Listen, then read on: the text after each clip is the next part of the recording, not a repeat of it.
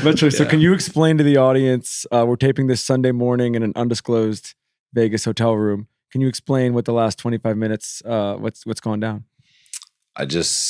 This isn't like, I don't have a cool story. I just signed my contract, so. I mean, that's cool. Yeah, it's cool. A lot of money. A lot of money. Just not. That's cool. That's cool. It actually went very smoothly. Like, I got to wake up like 4 minutes before, walk downstairs, signed it, and came up here. This has been a really jaw-dropping month, I would say, or month and a half for you. Yeah.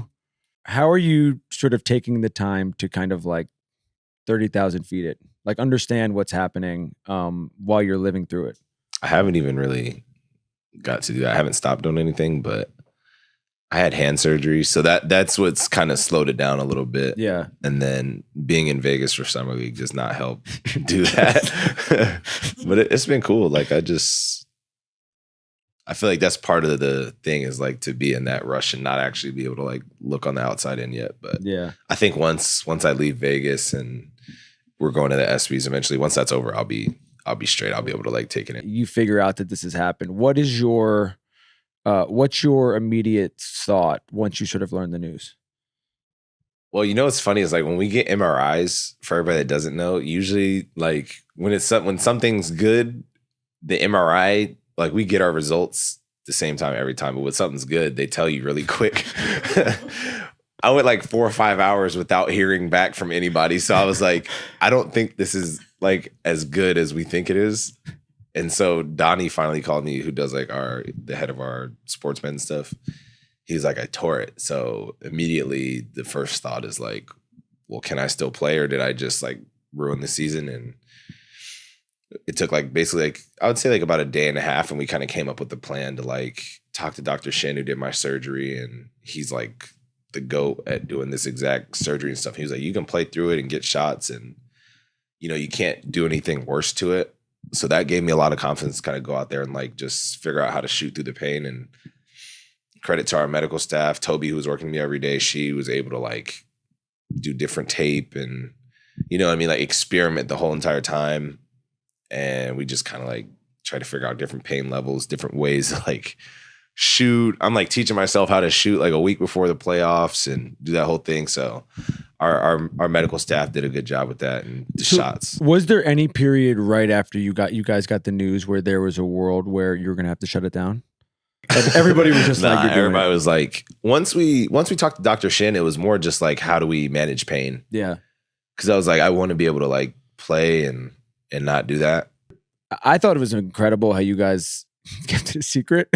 And there was a world job for like a long time because no one keeps secrets anymore, especially like in this world where there's, you know, cameras everywhere, people leaking stuff everywhere, whatever it is. Do you think the primary reason to keep it a secret was because guys were going to bang it?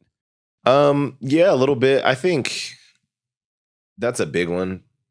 I don't know. I just didn't really want a lot of the stuff to like drift focus away from like winning and like it be like the narrative of like, oh, he's playing hurt the whole time. Like I rather just went out there and like not focused on it. I didn't want to answer questions about it every single game or like have an excuse. So we just kept it under wraps and we did a really good job. That Thunder organization is very good at that. Thunder organization.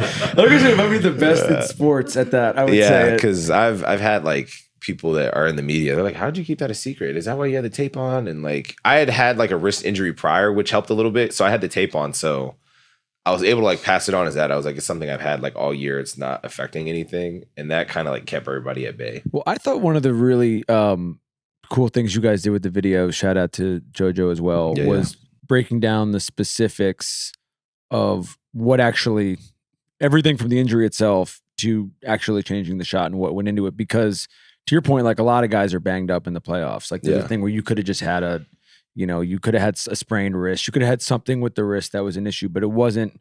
When you actually understand the extent of what happened, it's a much different conversation. Yeah, I seen on Instagram like a doctor or something like posted like what was actually going on, which helped a little bit.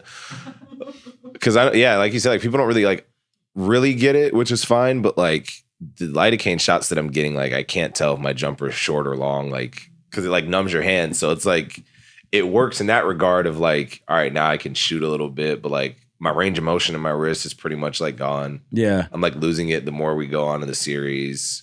My hand is swelling up. So like there's just a lot of like little stuff that goes into it. You're playing every other day. So like it's hard to get like cortisone injections because, you need another day to like really let the pain kind of settle out and all the swelling. So you like, there's just a lot of like intangibles that go into like actually changing my jump shot, like shooting on my fingertips, like all that was like new. So in retrospect, and I'm sure this answer sort of fluctuated by the day, what do you think was more challenging through this process, the physical side of it or the mental side of it?